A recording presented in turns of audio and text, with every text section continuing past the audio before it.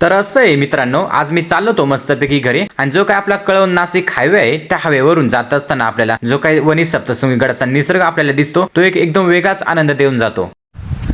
तर मित्रांनो, आज आपण मित्राच्या शेतामध्ये आलेलो आहे डायरेक्ट दसऱ्याच्या दिवशी झेंडूची फुलं घ्यायला। तुम्ही बघू शकता या ठिकाणी एकदम ताजे झेंडूची फुलं आहेत। तर आता आपल्याला मस्तपैकी जेवढे लागणार आहेत आपल्या घरी ट्रॅक्टर वगैरे गाड्यांना तेवढे आपण झेंडू इथून खुडून घेणार आहेत।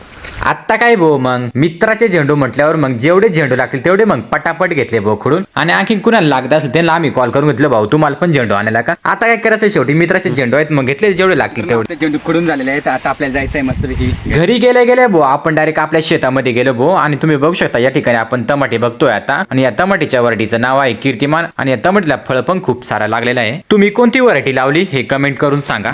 आणि मित्रांनो, तुम्हाला माहितच आहे आपल्या महाराष्ट्रामध्ये शनिवार रविवारच्या दिवशी खूप सारा पाऊस झाला होता, आणि त्या पावसामुळे तुम्ही बघू शकता आमच्या टमाट्याची काय हालत झालेली आहे। पूर्ण जमीनच धवावून गेलेले आहे भाऊ, टमाटे सुद्धा एकदम तारीला टांगावून राहिलेले आहेत, आणि इकडे तर पूर्ण खुटच गेले तुपटावून। आणि मित्रांनो, इथपर्यंत आला तर आपल्या चॅनलला सबस्क्राईब करून घ्या। दसरा म्हटल्यावर आपल्याला ट्रॅक्टर गाड्या धुवायला लागणारच ना, मग काय आपण डायरेक्ट आलो आपल्या धरणावरती भाऊ मस्तपैकी गाड्या वगैरे धुवायला। आणि तुम्ही निसर्ग बघू शकता खूप छान असा दिसतोय। आम्हीच नाही तर पूर्ण गाव या ठिकाणी गाड्या धुवायला आलेलं आहे।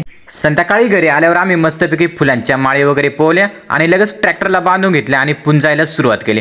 तेवढ्याच भाऊ आमचे दोन गोरे जरा असे वेगळेच बघत होते, ते विचार करत असले म्हणस या आईला म्हणीस पोळ्याच्या दिवशी तर आम्हाला पुजता आणि आज कस काय म्हणीस ट्रॅक्टरला पुंजायला लागले भाऊ, की यांचा पण पोळा असतो की काय म्हणीस। मग काय एवढं सर्व झाल्यानंतर भाऊ आम्ही लगेच मस्तपैकी सर्वांनी ट्रॅक्टर गाड्यांची पूजा वगैरे करून घेतली। तर मित्रांनो, तुम्ही तुमच्याकडे दसरा कसा साजरा करता मला माहित नाही, पण मग तुम्हाला पण माझ्याकडनं दसऱ्याच्या हार्दिक शुभेच्छा।